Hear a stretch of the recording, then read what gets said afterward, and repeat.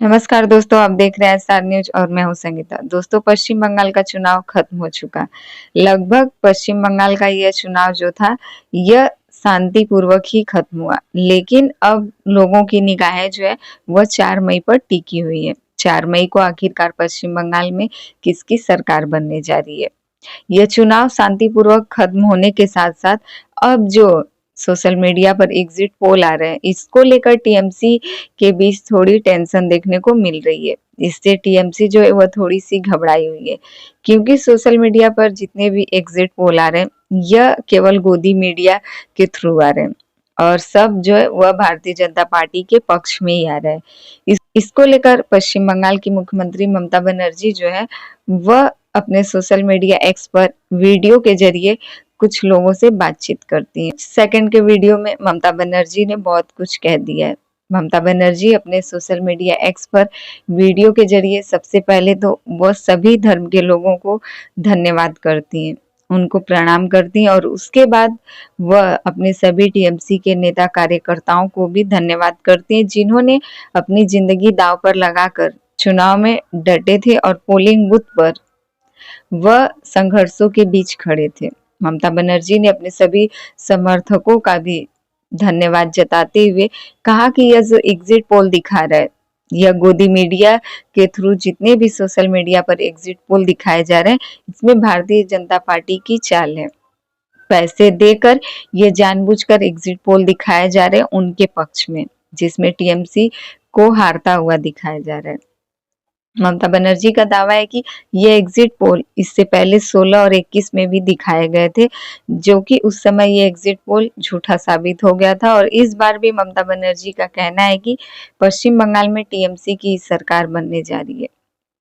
इस बार भी पश्चिम बंगाल में भारतीय जनता पार्टी हारने वाली है। ममता बनर्जी का बहुत बड़ा दावा ये है कि इस बार 2026 में 226 सीटों से पार करेगी टीएमसी और टीएमसी की सरकार बनेगी।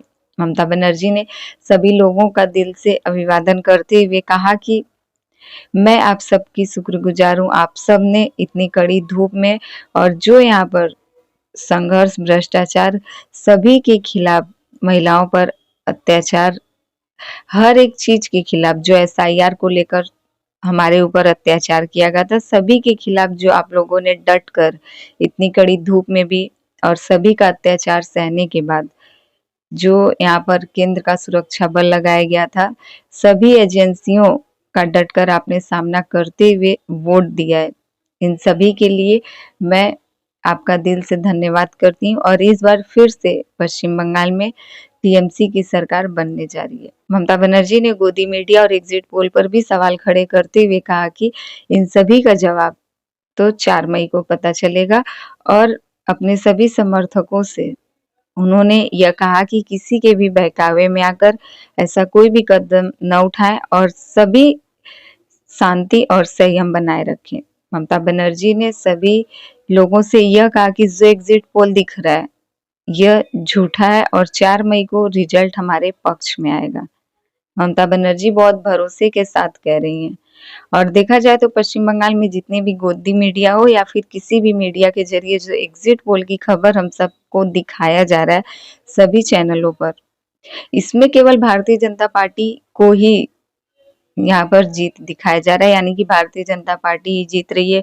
पश्चिम बंगाल के सरकार में इस बार भारतीय जनता पार्टी आ रही है। बंगाल के इतिहास में यह जो बंगाल में इतिहास रचा जा रहा है, यानी कि हर एक प्रकार से भारतीय जनता पार्टी को एग्जिट पोल पर दिखाया जा रहा है।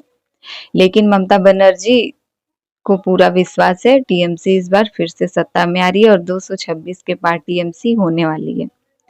ममता बनर्जी ने कहा कि जो कुछ भी यहाँ पर किया गया, केंद्र बल की तैनाती की गई, ईडी, सीबीआई, हर एक के पावर का इस्तेमाल किया गया।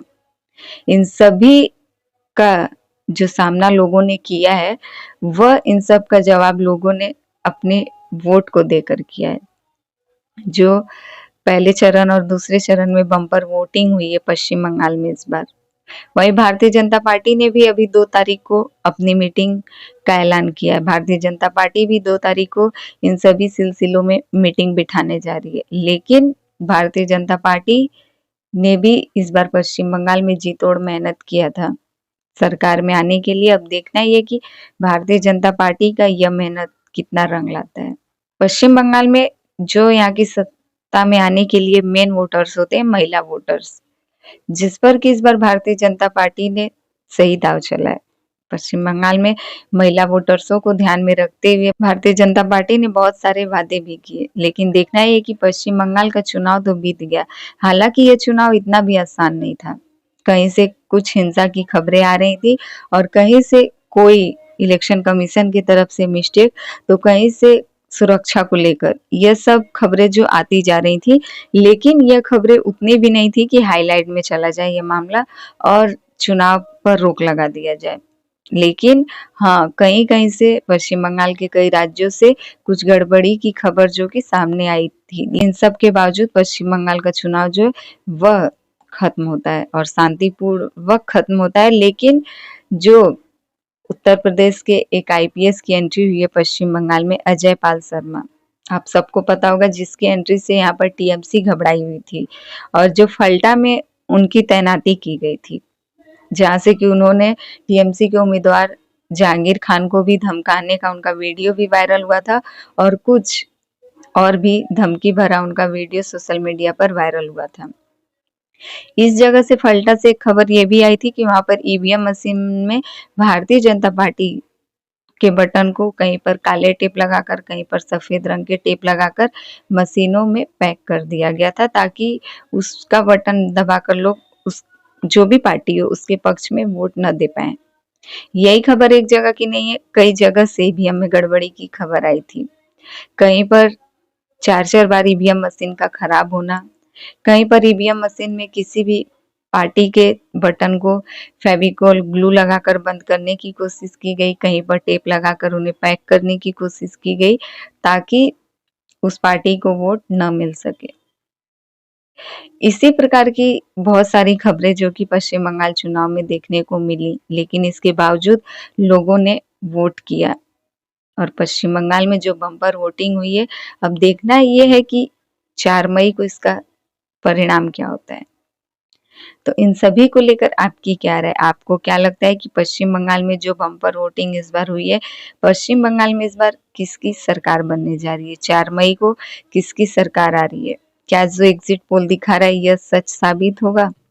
क्या पश्चिम बंगाल में इस बार इतिहास रचा जा रहा है? पश्चिम बंगाल में कमल खिलने वाला है या फिर टीएमसी जो कि फिर से अपनी सरकार बनाने जा रही है? इन सभी को लेकर आपकी क्या राय है कमेंट करके ज़रूर बताइएगा। हमारे चैनल पे नए हैं तो प्लीज़ हमारे चैनल को सब्सक्राइब कर दें और वीडियो पसंद आए तो लाइक कमेंट ज़रूर कीजिएगा।